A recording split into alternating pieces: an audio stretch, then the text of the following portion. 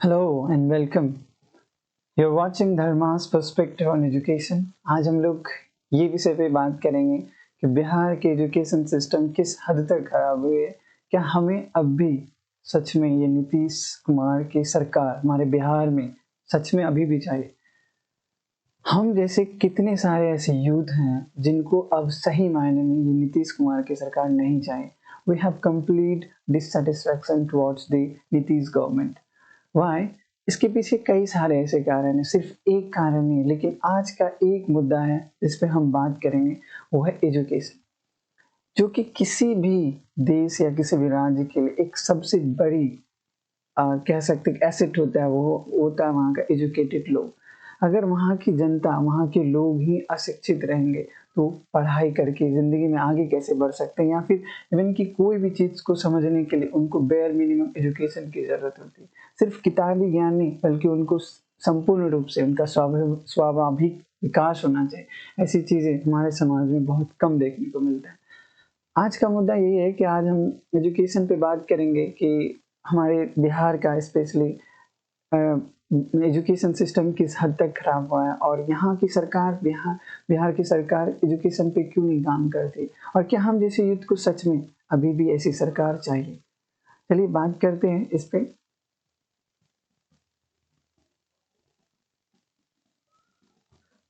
उससे पहले, आगे जाने से पहले आप एक बार इस वीडियो को ध्यान से देखिए, फिर हम आगे बात करते हैं।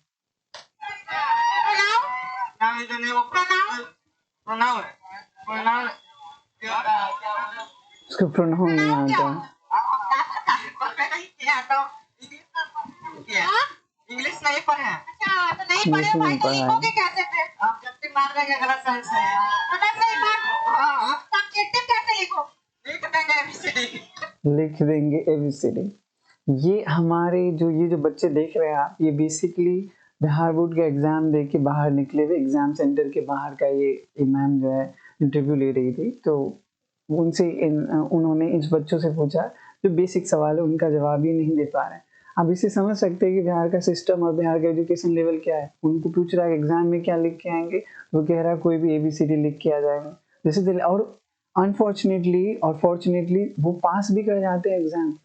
इस लेवल का एग्जाम का लेवल इतना गिर गया। एग्जाम का लेवल तो छोड़िए, बच्चे के अंदर क्वालिटी नहीं है तो एग्जाम लेवल तो गिराएगी सरकार। उनको डर लगती है कि एजुकेशन लेवल अगर मतलब बहुत ज़्यादा टाइट कर दिए तो हम कहेगा कि बिहार का लिटरेसी रेट खराब हो जाएगा। अरे खराब ही है, और कितना खराब करवाओगे तुम लोग इससे। ये सारी चीज़ें तो एक एक दो उदाहरण है। आप अपने आसपास अपने गांव के स्कूल को देखिए, अपने गांव के बच्चों को देखिए, वो किस तरह बिहेव करता है, उनकी हालत कैसी है, वो सच में किस कंडीशन से जूझ रहे हैं। इवेंचुअली कि उनके पेरेंट्स, उनके माता पिता जो हैं वो भी सही ढंग से काम नहीं कर रहे। इसके जिम्मेदार मैं ये नहीं कहूँगा कि सिर्फ सरकार ही है, इसके जिम्मेदार कहीं ना कहीं सबसे ज़्यादा वो है माता पिता भी हैं। लेकिन कहीं ना कहीं एजुकेशन पॉलिसी, अगर सरकार के उस तरह के फंडामेंटल्स नहीं रहेंगे टुवर्ड्स दी कि बच्चों के लिए, लोगों के लिए, तो वो काम कैसे करेगी। अल्टीमेटली आपके हाथ में पावर है। आप नीति बनाइए, कानून बनाइए, नियम बनाइए, जिससे लोग टाइट होंगे, स्कूल का एजुकेशन सिस्टम ठीक होगा। आगे चलते हैं, कहना ही क्या है। अब अगर हम आगे बात करें, आप इन प्यारे प्यारे बच्चों को देखिए यार, कितने मासूम बच्चे हैं लोग।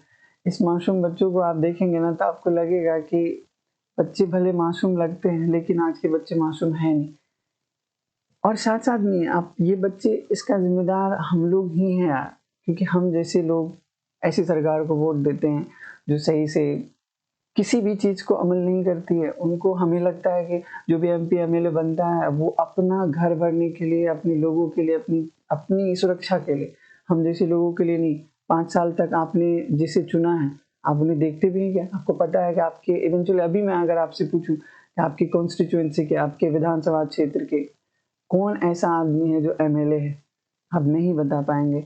आपकी कॉन्स्टिट्यूएंसी की कौन एमपी है, शायद ही आप लोगों में से कोई एक ऐसा होगा जो जानता होगा कि एमपी एमएलए कौन। किसी किसी को तो एमपी एमएलए का डिफरेंस नहीं पता है। तो ये एजुकेशन लेवल है। जब आप उन दोनों में डिफरेंस नहीं जानते हैं, आप उनसे सवाल क्या करेंगे? आपका तो पैर ही कांपेगा कि हम एमपी से कैसे सवाल करेंगे, एमएलए से कैसे सवाल करेंगे। क्या हमारी सोसाइटी में जो प्रॉब्लम है वो आगे कभी देखता है यहाँ पे प्रॉब्लम क्या है? इवेंचुअली उन हम लोगों ने उसको जिताया, विधानसभा में जाके बैठ गए, अपना काम कर रहे, अपने अपने बारे में सोच रहे हैं, या हो सकता है थोड़े बहुत राज्य के बारे में सोच रहे हैं, लेकिन कहाँ डेवलपमेंट हो रहा नहीं पता। पिछले 10 से 15 साल में अगर हम पूछें कि बिहार में किस तरह का डेवलपमेंट हुआ, आप में से शायद ही कुछ लोग ऐसे होंगे जो बता पाएंगे कि बिहार में सच में डेवलपमेंट क्या हुआ। यूपी में क्या हो रहा है हमें पता है, लेकिन बिहार में क्या हो रहा है हमें ये नहीं पता है। इस लेवल का एजुकेशन सिस्टम हमारे बिहार में है। मैं आपको एक रिपोर्ट दिखाता हूँ, और ये डाउन टू अर्थ में आपको मिल जाएगा अगर आप न्यूज़ देखेंगे, और ये न्यूज़पेपर डाउन टू अर्थ आप अगर इनमें देखेंगे तो इनमें इस रिपोर्ट में ये कहा गया है बिहार का मोस्ट ऑफ दी अब जो है ये बच्चे लोग जो है डिपेंडेंट है किस में, एक चीप ट्यूशन के भरोसे अब बैठे हुए हैं बच्चे। यही है, मतलब सरकार टीचर्स को पैसा देती है, सैलरी देती है, तो क्या अब यही बच गया है कि बच्चे ट्यूशन के भरोसे बैठे। Government school in Bihar in the danger of being replaced by cheap and dingy tuition centres. बच्चे जो है ट्यूशन के भरोसे बैठे हैं पढ़ाई करने के लिए। This is the level. ये रिपोर्ट मैं नहीं कह रहा हूँ, ये रिपोर्ट में कहा गया, और ये JSS ये रिपोर्ट उन्होंने सर्वे किया था, जिनमें स्पेशली कटिहार, जिससे मैं बिलोंग करता हूँ, जिस डिस्ट्रिक्ट से, कटिहार, अररिया, इवेंचुअली ये सारे डिस्ट्रिक्ट लगभग 81 ऐसे 81 ऐसे गवर्नमेंट प्राइमरी स्कूल और अपर प्राइमरी स्कूल थे जिनमें उन्होंने सर्वे किया। इस सर्वे में उन्होंने पाया कि कई ऐसे गवर्नमेंट स्कूल थे जहाँ 35% primary school and 5% upper primary school has no any RTI norms। वो RTI norms जो होता है राइट टू एजुकेशन का, वो नॉर्म्स वो कम्प्लीटली फेल करता है। और साथ ही साथ 30 बच्चों पर एक टीचर है।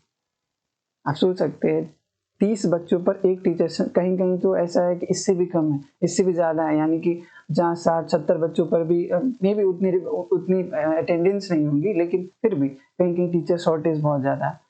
आप इसके आगे रिपोर्ट में आप देख लीजिए, जस्ट 58%, मतलब 100% में से मात्र ऐसे, इफ देयर इज 100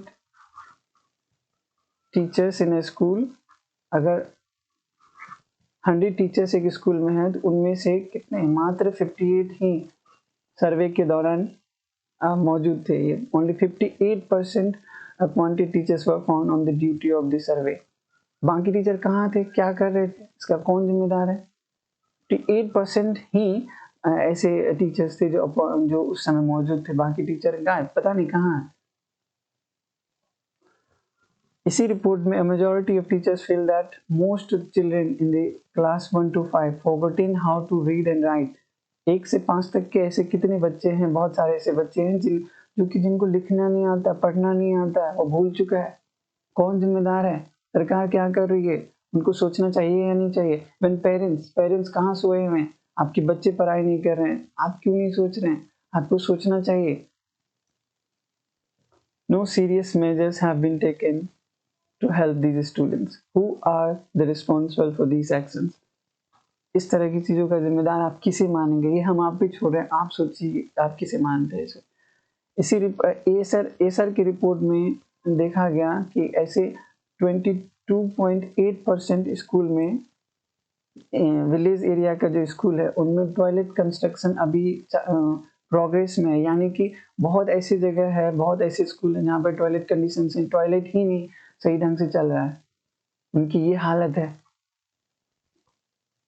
और उनमें से जो ग्रुप के जो बच्चे लोग होते हैं वो कितने, 3 to 16 एज के ग्रुप के बच्चे। आप सोचिए कि कोई लड़की है लड़का है, अब ऐसे लोगों ऐसी जगह पे ऐसे स्कूल में अगर आप टॉयलेट नहीं दे रहे, सही से फंक्शनल टॉयलेट नहीं है, इवेंचुअली कि टीचर्स लोग भी है, कई लेडीज टीचर्स होती है, फीमेल टीचर्स है, उन लोगों को भी तो टॉयलेट कभी जाना होता होगा। तो इस कंडीशन में अगर वहाँ पे टॉयलेट नहीं है, पानी पीने का सही व्यवस्था नहीं है, आप क्या कहेंगे, कौन जिम्मेदार है इसका।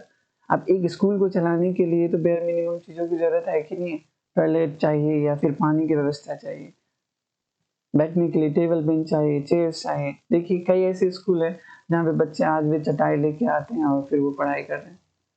कई ऐसे स्कूल हैं जहाँ पे ग्राउंड पे ही टीचर उन्हें पढ़ाते हैं, उनका जो बेंच डेस्क है वो प्रॉपर अवेलेबल नहीं है। देखिए इन सब चीज़ों को बच्चे कई ऐसे हैं जो बोरा लेके घर से आके तब पढ़ाई कर। दिस इज द रीजन हम कहाँ हैं इस क्षेत्र में। कई ऐसे स्कूल हैं जहाँ पे ग्राउंड ही नहीं है खेलने के लिए। कैसे कैसे उम्मीद करते हैं कि हमारा बच्चा ओलंपिक में खेलेगा और गोल्ड मेडल लेके आएगा। आप किस तरह उम्मीद करते हैं ऐसे ग्राउंड में खेल करके, झोपड़पट्टी में खेल करके वो ओलंपिक लाएगा हमारे लिए? कभी नहीं, इम्पॉसिबल है, हमारे बच्चे कभी नहीं ला सकते।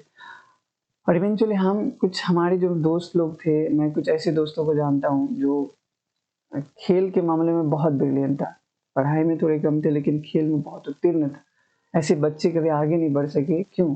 अपॉर्चुनिटी नहीं मिला उनको, वैसा इक्विपमेंट्स नहीं मिला खेलने के लिए। ऐसे कितने सारे ऐसे बच्चे थे जो क्रिकेट खेलना बेहतर जानता था, फुटबॉल खेलना बेहतर जानता था, कबड्डी अच्छा खेलना जानता था, बैडमिंटन अच्छा जानता था खेल, लेकिन खेल नहीं सका, आगे नहीं बढ़ सका। कौन जिम्मेदार है इसका? इवन आज वो बच्चे देखता हूँ यार, कहीं जा करके काम करता है, लेबर मजदूर बन गया। ऐसे बच्चे जिनके पास टैलेंट था, उनको करना चाहिए था, वो बन सकता था, लेकिन वो आज नहीं कर पाया। रीज़न कौन है? इसका ज़िम्मेदार कौन है? हम लोग ही हैं कि हम लोग ऐसी सरकार को चुन के रखें जो हमारे लिए काम सही से नहीं कर रहा। हमें नहीं चाहिए ऐसी सरकार, हमें बिल्कुल नहीं चाहिए। We have to remove this government anymore. इस तरह का खेल चलेगा, अगर ग्राउंड नहीं होगा तो इस तरह के बच्चे खेलेंगे। देखिए किसी एक के पास भी उनका यूनिफ़ॉर्म नहीं है, स्कूल में यही होता है, बिना यूनिफ़ॉर्म के जाना। देखिए कुछ ऐसे बच्चे हैं जो जहाँ पे पानी की व्यवस्था अगर उनके स्कूल में नहीं है तो बच्चे बाहर जाके पानी पीते हैं। तो ये कंडीशंस है कई सारे स्कूल में, ये रियलिटी है। I am not talking about fancy चीज़ें, मैं नहीं बात कर रहा। कई जगह कई ऐसे स्कूल हैं जहाँ पे रिपोर्ट में फाइंड आउट किया गया, कई ऐसी रिपोर्ट है। अब इस महाशय के इस रिपोर्ट के देखिए,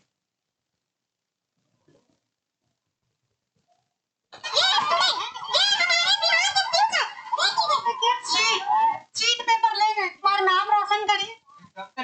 कितना भारी थे। इस भाई साहब को लिपस्टिक का पड़ा हो, उनसे वो सवाल करा, उसको उससे कोई मतलब नहीं। हमारे बिहार के यूथ को हो क्या गया, मतलब किस दुनिया में हो यार? थोड़ी तो शर्म कर लो कि हाँ बिहेव कैसे करना, चीज़ों को कैसे क्या करना। पढ़ाई के लिए गए हैं, पढ़ाई से तो पता नहीं है पढ़ाई उन्होंने क्या किया है, लेकिन उनको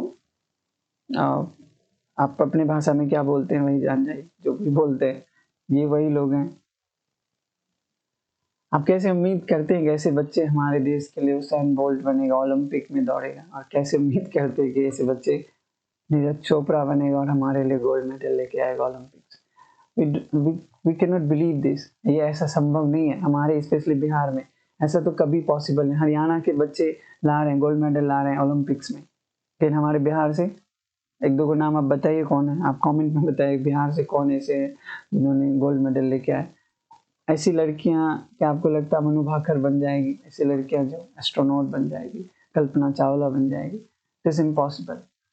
हमें अपने बिहार के एजुकेशन सिस्टम को ठीक करना है, और हम आप सब जनता लोगों से उम्मीद करते कि इस बार के इस विधानसभा चुनाव में, जो अक्टूबर नवंबर 2025 में आने वाला है, इस विधानसभा चुनाव में एक ऐसी पार्टी को वोट देना कि जिससे सरकार अच्छी आए और हमारे राज्य का विकास हो। ऐसी चीज़ें लाए जो हमारे लिए काम करे, हम जैसे यूथ के लिए काम करे। बीपीएससी का प्रोटेस्ट आपने देखा था, बीपीएससी वाले स्टूडेंट के साथ क्या हुआ। ऐसी हालत ना बने कि बच्चों के ऊपर लाठी चार्ज किया जाए, ऐसी ऐसी ऐसी शासन व्यवस्था नहीं चले यार। हम जैसे यूथ को क्या चाहिए? रोजगार चाहिए। हम लोग कई सारे यूथ ऐसे हैं जो बेरोजगार बैठे, उनको रोजगार चाहिए। और साथ साथ में एजुकेशन रहेगा तभी वो समझ सकता है। आप सारे पेरेंट्स से अनुरोध है अच्छी सोच के साथ इस बार जिस भी सरकार को चुने, बेहतर सरकार को चुनिएगा। और ये आप पे उम्मीद, आप किसको चुनना चाहें किसको नहीं, ये आप पे। लेकिन हमें एक ऐसी सरकार चाहिए जो हमारे लिए विकास करे, जो हमारे लिए सही से काम करे, ऐसी नहीं कि पूरे सिस्टम को खराब करके रख दे। ठीक है। और मैं लास्ट में तो यही कहूँगा कि ये है कि अगर एजुकेशन, कहते हैं कि education is the foundation upon which we build our future. Education जो हमारा होगा उसमें हमारा भविष्य बनता है। तो ultimately education is the very important factor for us, for our life. हमारी ज़िंदगी के लिए शिक्षा बहुत महत्वपूर्ण है। आप सबसे निवेदन है कि आप अपने बच्चों को स्कूल भेजिए और इवन उसको रिस्पॉन्सिबल बनाए। बोलिए कि शिक्षक से सवाल करे, वो जो भी पढ़ता है उनको थोड़े। और कहीं ना कहीं बच्चों की भी गलती है कि वो शिक्षक को सही ढंग से सम्मान नहीं करते। आज के बच्चों में वो पूरी तरह से कम हो गया है। आज के बच्चे को थोड़ा-सा भी मारना गुनाह समझता है, लेकिन एक समय हमारा था जब टीचर भी हमें पीटते थे, हमारे माता-पिता भी हमें पीटते थे। क्यों? हम गलती करते थे, हम बड़ों से ऊँची आवाज़ में बात कर दें। ऊँची आवाज़ में तब बात करना शायद गलत नहीं माना जाएगा जब आप सही हैं, तब शायद गलत नहीं माना जाएगा, लेकिन बट ऐसे ही आप टीचर को बदतमीज़ी से पेश आएँगे तो हमारी सोसाइटी के लिए भी ठीक नहीं। इसलिए आपका हर एक स्टूडेंट और टीचर के बीच में एक आपसी अच्छा समझौता, एक अच्छा रिश्ता होना बेहद ज़रूरी है और तभी हमारा सोसाइटी आगे बढ़ पाएगा। हर एक पेरेंट्स से भी ये अनुरोध है, आप अच्छी सोच के साथ अपने बच्चों को स्कूल भेजें, शिक्षकों के साथ भी अच्छा बिहेव कीजिए सो दैट कि हमारा एजुकेशन सिस्टम आगे बढ़ सके। हम धीरे-धीरे ही आगे बढ़ेंगे, लेकिन हम आगे बढ़ेंगे, ठीक है? इसके साथ ही मैं अपनी बातें यहीं खत्म करता हूँ। आप सबसे उम्मीद करता हूँ कि आप अपने बच्चों का ध्यान अच्छे ढंग से रखेंगे और उन्हें शिक्षा के लिए प्रेरित करेंगे। तब तक के लिए धन्यवाद। आप सबका